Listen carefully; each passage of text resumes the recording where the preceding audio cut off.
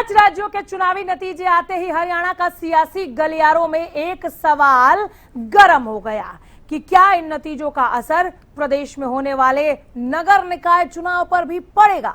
महाभारत में आज इसी सवाल का जवाब तलाशेंगे। उससे पहले आप ये रिपोर्ट देखिए।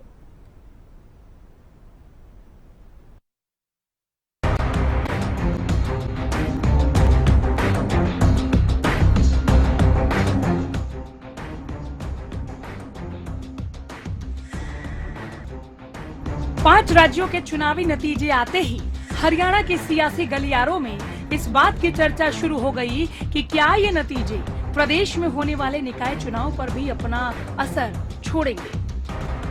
बंगाल के अंदर भी मैं बधाई देना चाहूंगा देश के यशस्वी प्रधानमंत्री आदरणीय नरेंद्र मोदी जी का। आज मोदी जी के नेतृत्व में कमल का फूल खिला है। मैं मोदी जी को बहुत बहुत साधुवाद देता हूं कि उनकी नीतियों के कारण बंगाल बचा है। हरियाणा में निकाय चुनाव 5 राज्यों के चुनावी नतीजों से प्रभावित होंगे क्या? जब ये प्रश्न हरियाणा के दिग्गज नेताओं से पूछा गया तो सुनिए उन्होंने क्या कहा। हरियाणा प्रदेश में 7 स्थानों पर चुनाव हो रहे हैं, 7 स्थानों पर इसी प्रकार से भारतीय जनता पार्टी और कमल के फूल की सरकार, ट्रिपल इंजन की सरकार हरियाणा प्रदेश में बने, ये सब लोगों का मन बना है। और इस 10 मई को होने वाले चुनाव में हमारे सभी पार्षद और सभी हमारे मेयर और चेयरमैन बड़े बहुमत के साथ जीत कर आएंगे और ट्रिपल इंजन की सरकार हरियाणा प्रदेश में बनेगी। वो जीत मिली है तो पूरे देश के अंदर बंगाल की खुशी है। और मैं समझता हूँ जो नगर निकाय के चुनाव है वहाँ पर भी हम ही में से लोग रहते हैं तो वो लोगों में खुशी का माहौल है। और वैसे भी जो ये नगर निकाय के चुनाव हैं ये यहाँ जीत जो है नायब सैनी जी के नेतृत्व की जीत होगी। और 1.5 साल के अंदर उन्होंने जिस तरीके से एक लंबी फहरिस्त विकास की, चाहे धरातल पर 63 से ज्यादा चुनावी वादों को लाने का काम किया हो, 150 से ज्यादा चुनावी वादों पर काम करने का काम किया हो, और एक पारदर्शी शासन जो दिया, और जिस तरीके से आम आदमी की सरकार जो लगे इस तरीके का माहौल पैदा करने का काम किया, तो उसकी जीत होने जा रही है। 7 की 7 निकायों के अंदर भारतीय जनता पार्टी का कमल खिलेगा। नेता प्रतिपक्ष भूपेंद्र हुड्डा ने पश्चिम बंगाल में बीजेपी की जीत पर चुटकी लेते हुए न सिर्फ निकाय चुनाव बल्कि अगले विधानसभा चुनाव को भी जीत लेने का दावा पेश कर दिया। क्या असर तो होगा ना। पश्चिम बंगाल में आप कह रहे हो क्योंकि 15 साल हो गए थे, अब यहाँ 11-12 साल हो गए, बल्कि फायदा होगा कांग्रेस को एंटी इनकम्बेंसी, क्योंकि किया ही कुछ नहीं उन्होंने। उनका क्या असर तो होगा ना। पश्चिम बंगाल में आप कह रहे हो क्योंकि 15 साल हो गए थे उनको, अब यहाँ 11-12 साल हो गए, बल्कि फायदा होगा कांग्रेस को एंटी इनकम्बेंसी, क्योंकि किया ही कुछ नहीं उन्होंने। एक तरफ ये चुनाव जहां बीजेपी के लिए अपनी सत्ता को शहरी निकायों में बनाए रखने की चुनौती है, वहीं कांग्रेस के लिए इसे पुनरुत्थान के रूप में देखा जा रहा है। बीजेपी 2024 विधानसभा चुनाव में लगातार तीसरी जीत के बाद इन चुनावों में अपनी बढ़त बनाए रखने के लिए ट्रिपल इंजन सरकार यानी केंद्र, राज्य और निकाय का नारा दे रही है। वहीं पिछले विधानसभा चुनाव में हार के बाद कांग्रेस अब नगर निकाय चुनाव में अपनी पकड़ मजबूत करने के लिए पूरी ताकत झोंक रही है। चुनाव में साफ सफाई, बुनियादी ढांचा, सीवरेज और पार्किंग जैसे स्थानीय मुद्दों के साथ साथ कांग्रेस द्वारा बीजेपी पर भ्रष्टाचार के आरोप लगाए जा रहे हैं। बीजेपी ने अपने संकल्प पत्र में ग्रीन सिटी बनाने का वादा किया। राजनीतिक जानकारों का मानना है कि जेजेपी और इनेलो के कमजोर प्रदर्शन के बाद मुकाबले में निर्दलीय उम्मीदवारों का प्रभाव बढ़ सकता है, जो मुख्य दलों के लिए चुनौती बन सकती है। संक्षेप में ये निकाय चुनाव हरियाणा में 2029 के विधानसभा चुनाव से पहले राजनीतिक हवा को भांपने का एक प्रमुख जरिया माने जा रहे हैं। राज्य निर्वाचन आयोग ने आगामी 10 मई को होने वाले नगर निकाय चुनाव के लिए कमर कस ली है। प्रदेश के 3 नगर निगम, 1 नगर पालिका और 3 नगर परिषदों में सुबह 8 बजे से शाम 6 बजे तक 10 मई को मतदान होगा। News desk, Haryana news.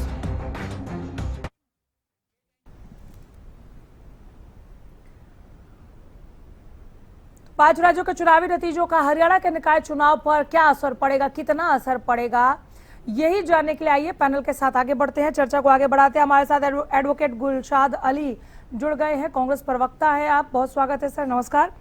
राजरमन Dixit BJP प्रवक्ता भी हमारे साथ यहाँ पर मौजूद है, बहुत स्वागत है सर आपका भी। नमस्कार। साहिलदीप कासवान इनेलो से हमारे साथ जुड़े हैं। कासवान साहब आपका भी मैं बहुत स्वागत करती हूँ। नमस्कार। शुरुआत कर लेते हैं राजरमन दीक्षित आपसे। बंगाल में कमल खिला, निकाय चुनाव में उसका असर देखेंगे? साथियों को नमस्कार और आपके सभी दर्शकों को मैं नमस्कार करता हूं, प्रणाम करता हूं। देखिए, निसंदेह कि भारतीय जनता पार्टी जिस तरह से अपने विजय रथ पर सवार है और जनता जो है वो भारतीय जनता पार्टी को अपना स्नेह और आशीर्वाद दे रही है, बिल्कुल हम दोबारा नगर निगम के जो चुनाव है उनमें रिपीट होंगे और बहुत ज्यादा मार्जिन से हम जीतेंगे। भारतीय जनता पार्टी की माननीय मुख्यमंत्री जी की जो लोक कल्याणकारी और जन कल्याणकारी नीतियां हैं, जनता इन नीतियों पर लगातार मोहर लगाती आ रही है। उन वादों को जनता भली भांति जानती है कि उनके हित और अधिकार भारतीय जनता पार्टी की सरकार माननीय मुख्यमंत्री नायब सैनी जी के हाथों में सुरक्षित है और उनको वो बढ़ाने का काम किया है। जैसे ये तमाम बातें तो आप लोग पहले से कहते आ रहे थे सर, ये तो आप लोग जो ये 5 राज्यों के चुनावी नतीजे आए हैं इससे पहले कहते आ रहे थे। अब अलग ही लेवल का कॉन्फिडेंस दिख रहा है आप लोगों की बातों में। ये कॉन्फिडेंस बंगाल में कमल खेलने के बाद और ज्यादा हाई हो गया है क्या? बिल्कुल हाई हो गया है अनामिका जी। देखिए, जनता जिस भारतीय जनता पार्टी की तैयारी को स्वीकार करती है और उसके हाथों में सुरक्षित महसूस करती है, उससे हमारा लेवल, हमारे काम करने की जो क्षमता है वो बढ़ती है।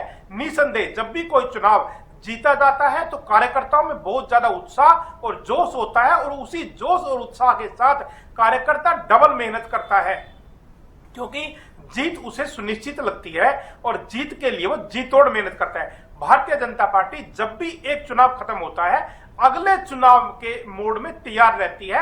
हमारे कार्यकर्ता पन्ना प्रमुख से लेके मंडल अध्यक्ष तक, बूथ अध्यक्ष तक, जिला अध्यक्ष तक, प्रदेश अध्यक्ष तक और राष्ट्रीय अध्यक्ष तक एक सूत्र में बंधे हुए हैं। जब भी कोई चुनाव होता है तो हमारे सभी कार्यकर्ता मिलकर ये नहीं देखते कि कौन पदाधिकारी बड़ा है कौन छोटा है, सभी एक कार्यकर्ता के रूप में चुनाव मिलकर लड़ते हैं और जीत हासिल करते हैं। और बंगाल के बाद तो आप समझ ही सकते हो कि किस प्रकार से भारतीय जनता पार्टी में के कार्यकर्ताओं में इतनी मेहनत से, इतनी कांग्रेस की टेंशन बढ़ा रहे हैं क्या आप ये कह के बार बार? देखिए अनामिका जी, कांग्रेस की टेंशन क्या है? कांग्रेस तो पहले ही अपने आप को हारा हुआ महसूस कर रही है। वो पहले भी हारी हुई थी, अब भी हारी हुई है। कांग्रेस का लड़ाई तो अपने आप से होती है। उनके पदाधिकारी एक दूसरे से लड़ाई करते हैं, विधायक एक दूसरे के बारे में भला बुरा कहते हैं। उनके जो पदाधिकारी हैं वो कहते हैं कि हम, जैसे प्रदेश अध्यक्ष जी थे अजय यादव जी ने कहा, इनके एक बड़े लीडर ने, कि मैं राव नरेंद्र जी को प्रदेश अध्यक्ष ही नहीं मानता, ये तो ऊपर से थोपे गए हैं। तो इस प्रकार से जो विपक्ष है, जो कांग्रेस है, वो तो पहले ही खत्म है। ये आपस में ही जुत्तम पजार हो रही है और हमारे साथ जो है विपक्ष की लड़ाई ही नहीं है। भारतीय जनता पार्टी की स्वयं के साथ स्वयं को बेहतर करने की और जनता के सेवा करने की लड़ाई है। भारतीय जनता पार्टी अली साहब, सुना आपने, बीजेपी पहले से ही खुद को जीता हुआ मानकर चल रही है। ऐसे में बीजेपी के इस हाई कॉन्फिडेंस को देखते हुए कांग्रेस की प्रतिक्रिया?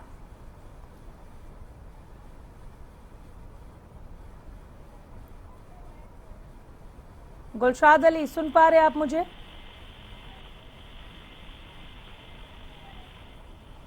आवाज मिल रही है सर? दोबारा जोड़िए इनको। इनेलो के पास जा रही हूं। बीजेपी के इस हाई कॉन्फिडेंस पर इनेलो की प्रतिक्रिया सर?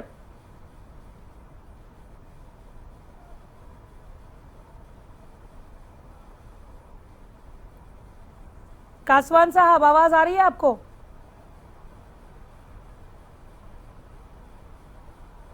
सुन पा रहे हैं आप मुझे? जी, मैं सुन पा रहा हूँ आपको। 5 राज्यों के जो चुनावी नतीजे आए हैं, इनेलो को ये लगता है कि हरियाणा में जो निकाय चुनाव 10 मई को होने हैं उस पर इसका असर पड़ेगा?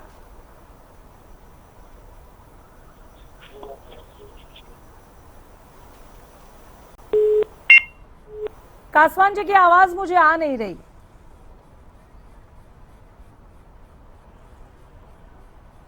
कुछ तकनीकी प्रॉब्लम हो सकती है, दोबारा से आप जोड़िए इन्हें।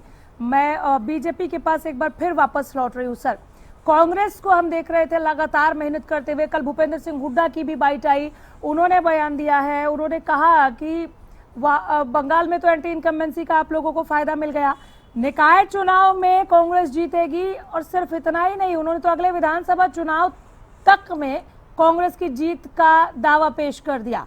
बीजेपी की क्या राय है इस पर? देखिए नामिका जी, मैंने पूर्व में भी कहा है, अब दोबारा मैं रिपीट करता हूं। हाँ। कि भारतीय जनता पार्टी हर वक्त चुनावी मोड में रहती है।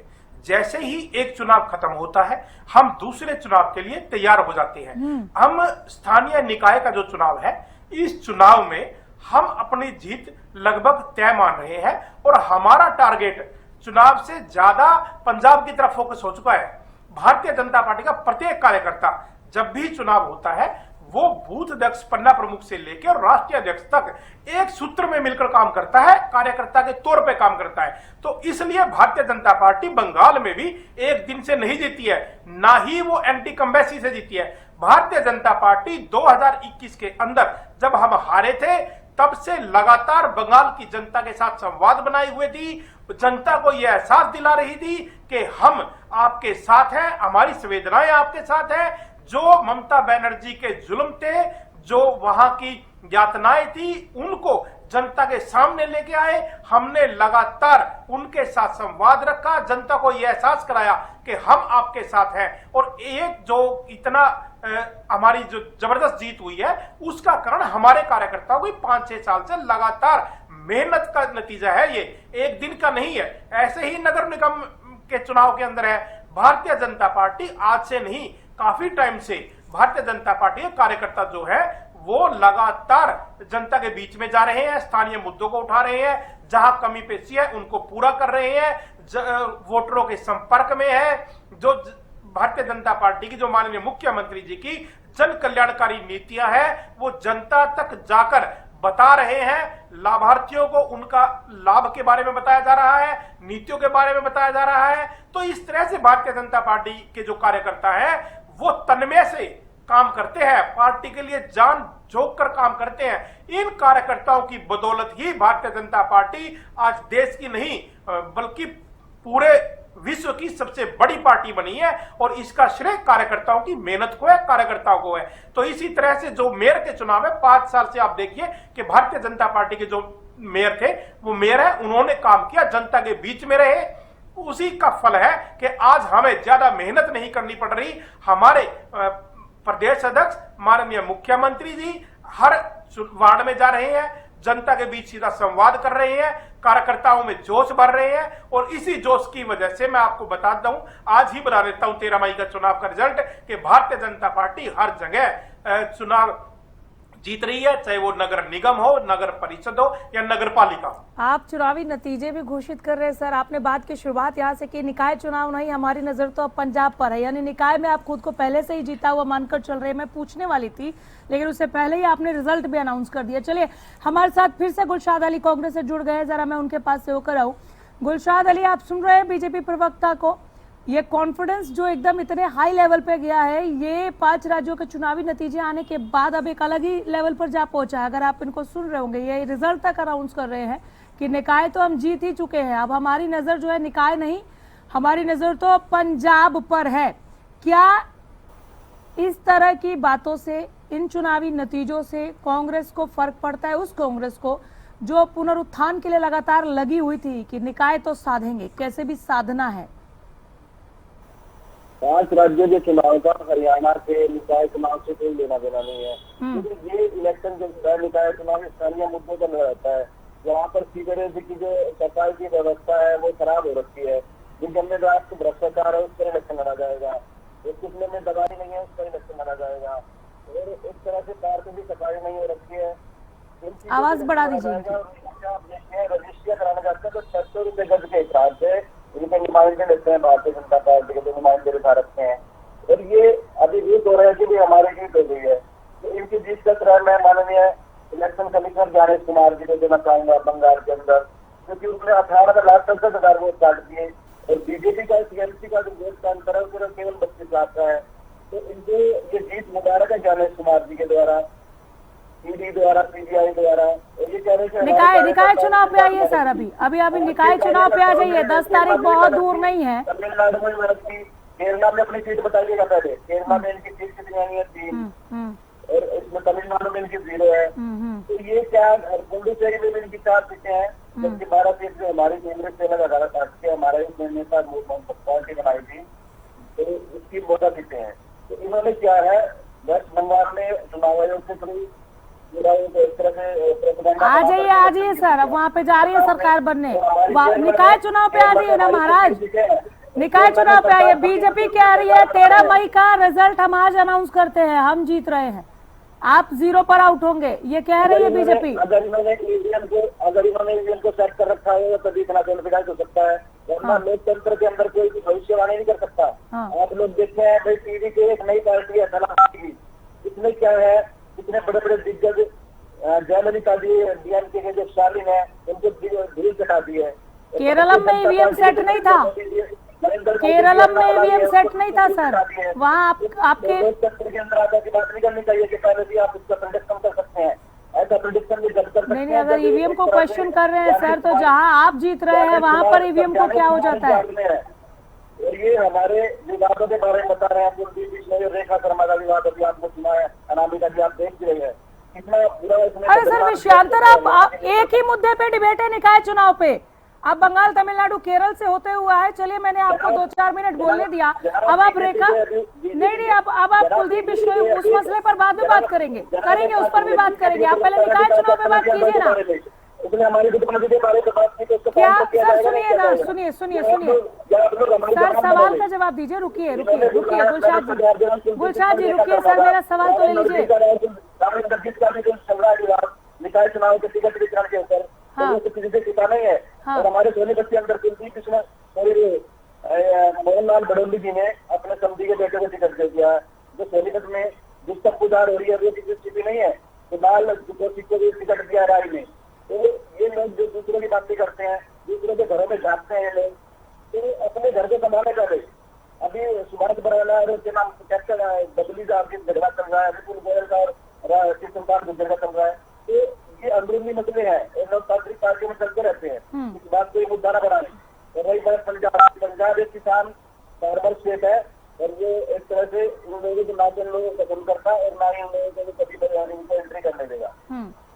ठीक है, इनेलो बहुत गौर से अभी आपको सुन रही थी। कासवान साहब, क्या कहेंगे आप, इन नतीजों का असर पड़ता हुआ देख रही है क्या इनेलो निकाय चुनाव में?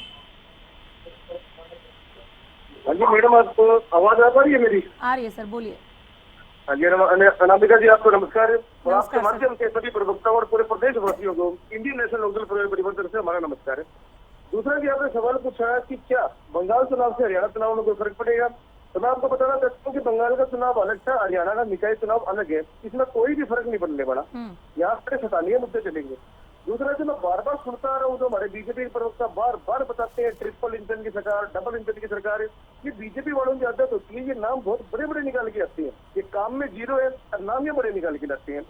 12 साल हरियाणा प्रदेश में इनकी सरकार बने हो चुके हैं और 12 साल हो चुके हैं इनका सरकार बने पूरे देश के अंदर है। मैं आपको चैलेंज करता हूँ, इन्होंने किस प्रकार का काम किया। पिछली बार भी लगभग नगर निगम के परिषद और दूसरा जो मेयर बने थे वो बीजेपी सरकार के गई बने थे, उसके बाद भी अगर हम ग्राउंड लेवल के ऊपर देखते हैं तो हमें खट्टों में सड़क ढूंढनी पड़ती है, स्वच्छ पानी हमारे देशवासियों को मिलता नहीं है। आज जितनी बेरोजगारी हरियाणा प्रदेश के अंदर है उतना पूरे हिंदुस्तान के अंदर नहीं है। 40% बेरोजगारी दर से हमारा युवा जूझने पे मजबूर है।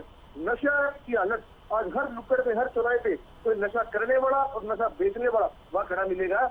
एमएसपी की बड़ी बड़ी बात करते हैं, कौन सी एमएसपी हरियाणा प्रदेश को दे रही है, तो इनके पास बड़ी बड़ी बातों के सिवा कोई और वो नहीं है। और दूसरा जो बंगाल चुनाव हुआ था इलेक्शन कमीशन के अंदर, और हमारे यहाँ पे स्टेट के अंदर हमारा चुनाव होने वाला है, तो इसके अंदर कोई भी फर्क नहीं पड़ने वाला।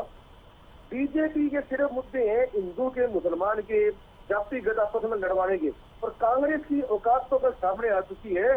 इस समय ये लोग इंडियन नेशनल लोकदल पार्टी को वोट काटू पार्टी कहते थे। अरे इन लोगों की अब की बार वहां पे 2 सीट आई है, अरे इन लोगों ने ममता बनर्जी की सीटों को काटने का काम करा है। तो आज लोगों का भरोसा ना तो कांग्रेस के ऊपर है और ना ही बीजेपी के ऊपर है। एक छोटा सा सवाल ले रही हूँ सर बीच में, आप अपनी बात पूरी कीजिएगा। एक सवाल, क्या हरियाणा के वोटर्स इतने नासमझ है कि अगर उन्हें कोई हिंदू मुसलमान के नाम पर या फिर जाति के नाम पर बरगलाएगा और वो भटक जाएंगे?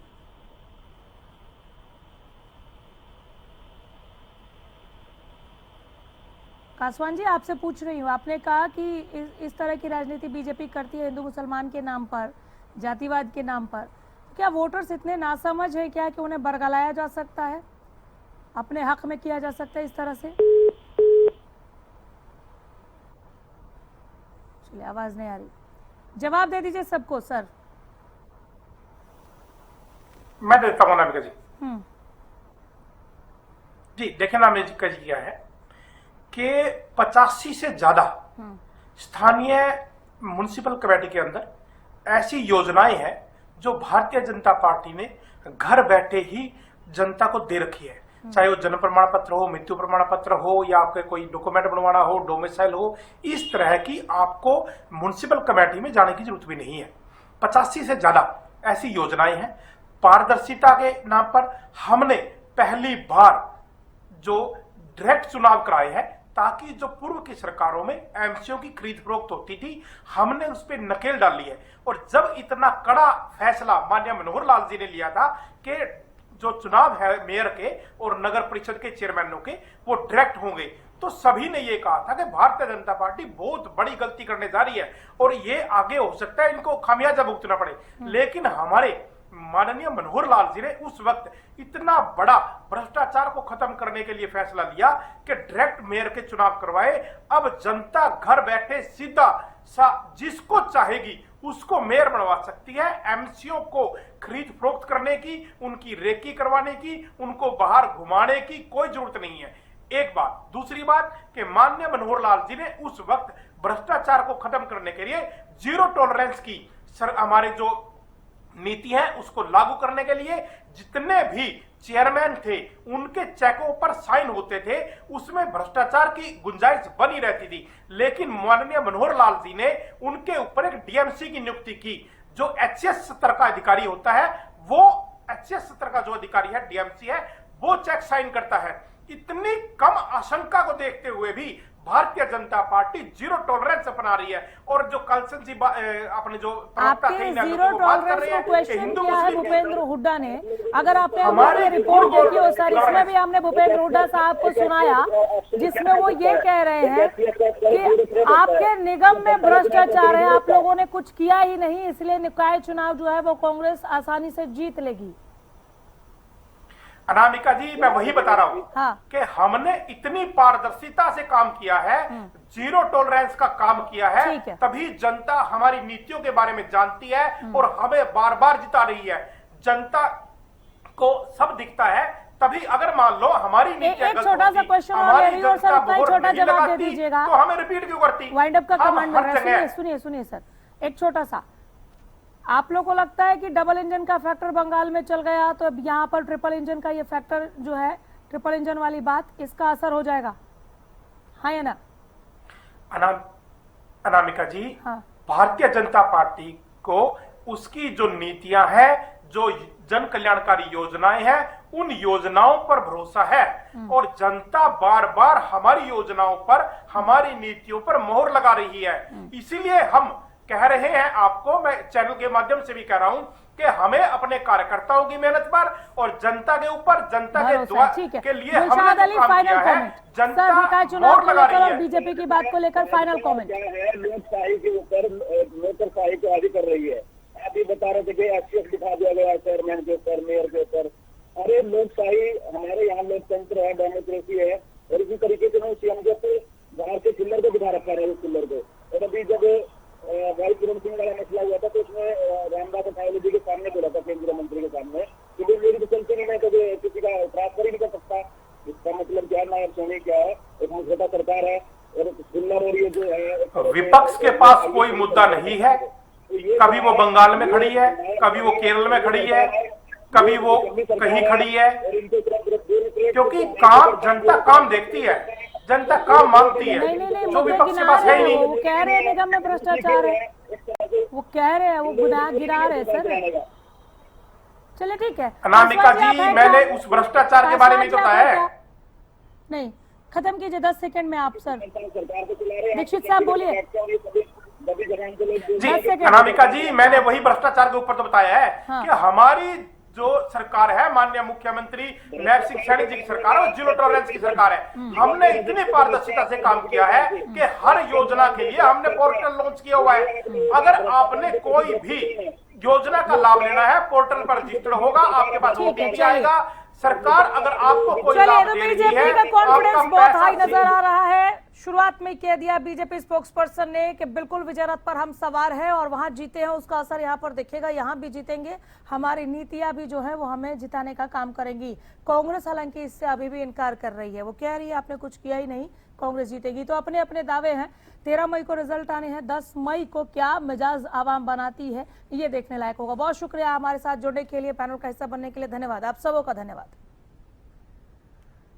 ये महाभारत अभी दूर तलक खत्म होते हुए नजर नहीं आ रही। अपडेट के साथ बने रहेंगे, आते रहेंगे, देखते रहिए हरियाणा न्यूज। नमस्कार।